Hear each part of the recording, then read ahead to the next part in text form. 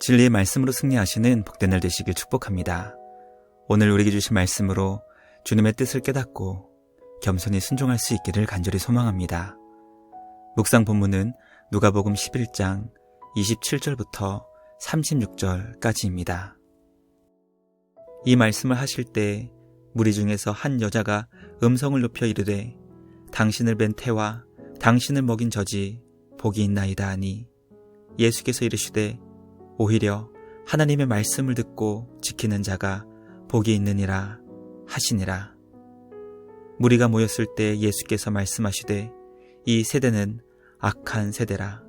표적을 구하되 요나의 표적밖에는 보일 표적이 없나니 요나가 니느웨 사람들에게 표적이 됨과 같이 인자도 이 세대에 그러하리라. 심판 때 남방 여왕이 일어나 이 세대 사람을 정죄하리니 이는 그가 솔로몬의 지혜로운 말씀을 들으려고 땅 끝에서 왔음이거니와 솔로몬보다 더 큰 이가 여기 있으며 심판 때 니느웨 사람들이 일어나 이 세대 사람을 정죄하리니 이는 그들이 요나의 전도를 듣고 회개하였음이거니와 요나보다 더 큰 이가 여기 있느니라. 누구든지 등불을 켜서 속에나 말 아래에 두지 아니하고 등경 위에 두나니 이는 들어가는 자로 그 빛을 보게 하려 함이라. 내 몸의 등불은 눈이라. 내 눈이 성하면 온 몸이 밝을 것이요 만일 나쁘면 내 몸도 어두우리라. 그러므로 내 속에 있는 빛이 어둡지 아니한가 보라. 내 온 몸이 밝아 조금도 어두운 데가 없으면 등불의 빛이 너를 비출 때와 같이 온전히 밝으리라 하시니라. 아멘. 말씀의 제목은 경청과 순종입니다. 예수님의 말씀을 듣던 한 여인이 예수님을 잉태하고 출산하였던 어머니가 복이 있다고 고백했습니다. 예수님은 누가 복이 있는 자인지 가르쳐 주셨습니다. 무리들이 예수님을 향해 표적을 구하였고 주님은 악한 세대의 특징이 바로 표적을 구하는 것이라 말씀하시며 표적을 구하는 자들을 향해 요나의 표적밖에는 보여줄 표적이 없다고 말씀하셨습니다. 오늘 우리에게 주신 말씀을 통해 누가 주님 앞에서 복 있는 자인지, 누가 온몸을 밝게 하며 건강하며 아름답게 지킬 수 있는 것인지 깨닫게 됩니다. 말씀 묵상을 통해 하나님의 말씀을 잘 듣고 순종하여 주님이 기뻐하시는 복된 믿음의 사람으로 하나님 나라를 이루는 주님의 제자로 쓰임받는 우리 모두가 되길 간절히 기도합니다. 첫째, 예수님은 하나님의 말씀을 듣고 지키는 자가 복이 있다고 말씀하셨습니다.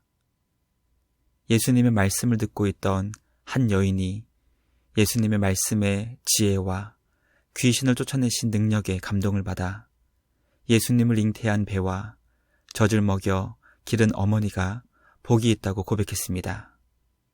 예수님께서 하나님의 손을 힘입어 귀신을 쫓아내시고 말 못하는 자가 말할 수 있도록 고쳐주신 것을 보고 예수님의 어머니가 얼마나 복된 여인인가 고백하며 복된 여인이 낳은 예수님의 복됨을 함께 인정했던 것입니다. 예수님은 여인의 고백을 일부 인정하셨지만 오히려 하나님의 말씀을 듣고 지키는 자가 복이 있다는 것을 분명히 알려주셨습니다.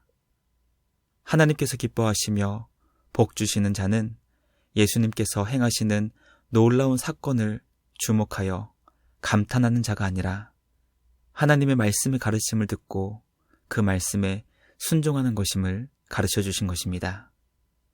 한국교회는 한때 1000만 그리스도인을 자랑하며 수많은 사람들과 화려한 교회 건물을 자랑하며 세계교회 앞에서 엄청난 성장을 과시하던 때가 있었습니다.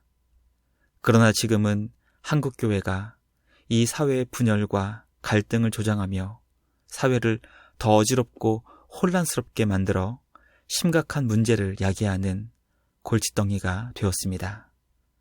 그 이유가 무엇일까요?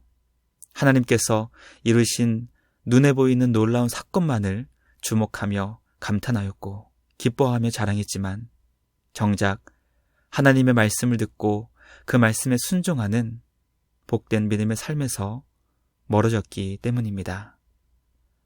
우리 주님이 기뻐하시며 복되다 여겨주시는 믿음의 삶은 말씀을 듣고 지켜 순종하는 것임을 마음에 깊이 새겨 날마다 말씀의 사람으로 변화되는 우리 모두가 되길 간절히 소망합니다. 둘째, 예수님은 표적을 구하는 악한 세대를 향해 요나의 표적밖에는 보여줄 것이 없다 하셨습니다.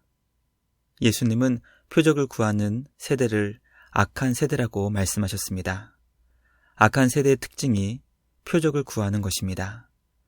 악한 세대가 예수님께 표적을 구하는 이유는 하나님 나라의 복음을 가르쳐 주시며 하나님께서 다스리시고 계시는 놀라운 통치의 영광을 보여주셨음에도 불구하고 이 땅에 오신 구원자 예수님을 믿지 못하기 때문입니다.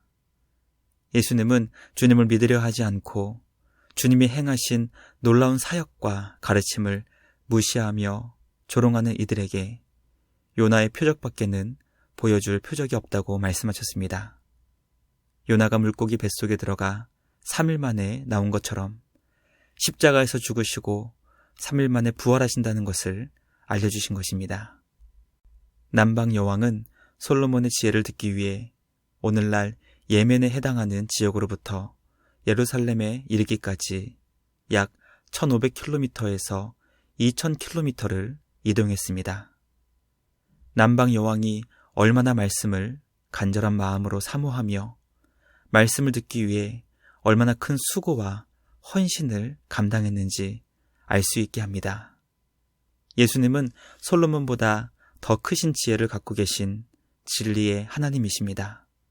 그러므로 말씀을 사모하는 자의 본이 되는 남방 여왕이 솔로몬보다 더 크신 예수님의 말씀을 듣지 않고 거부하며 조롱하는 악한 세대의 사람들을 정죄할 것입니다.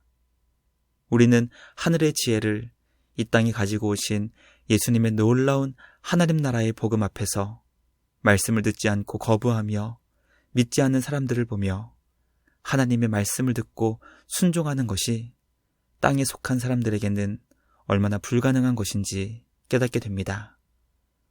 우리가 예수님의 말씀을 듣기 위해서는 인간의 노력으로는 불가능하며 전적으로 하나님께서 주시는 은혜를 통해서만 가능하다는 것을 깨닫게 됩니다.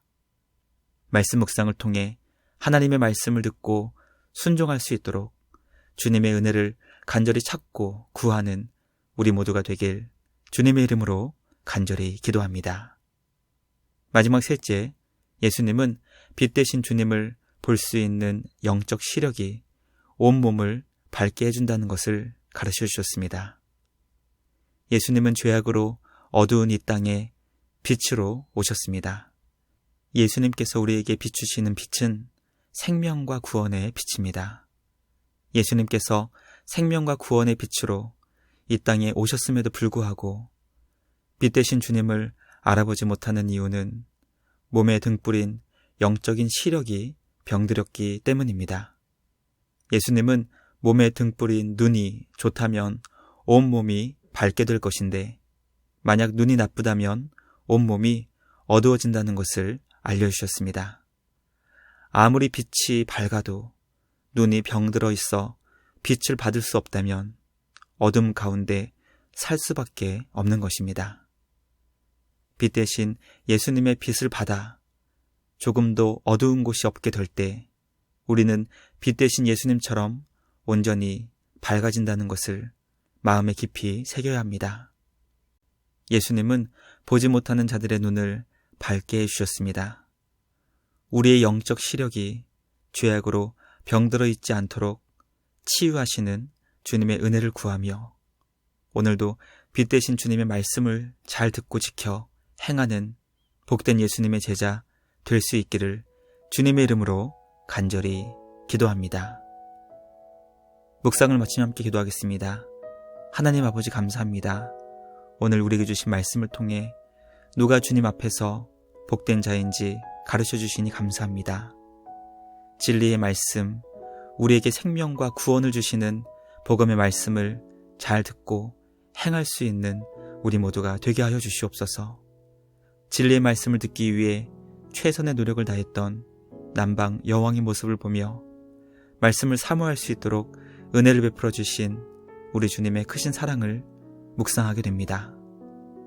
솔로몬보다 더 크시고 요나보다 더 크신 예수님의 말씀을 마음에 새기며 말씀의 빛으로 온 몸이 밝아질 수 있도록 우리 모두에게 건강한 영적 시력을 주시기를 간절히 기도합니다. 길이요 진리요 생명 되신 빛 되신 주님을 따라가는 빛의 자녀 되게 하여 주시옵소서. 날마다 우리를 복음의 말씀으로 인도해 주시는 우리 주님께 감사와 찬양을 드리며 우리를 구원하신 예수님의 이름으로 기도드리옵나이다. 아멘. 오늘도 말씀으로 승리하시는 복된 날 되시길 주님의 이름으로 축복합니다.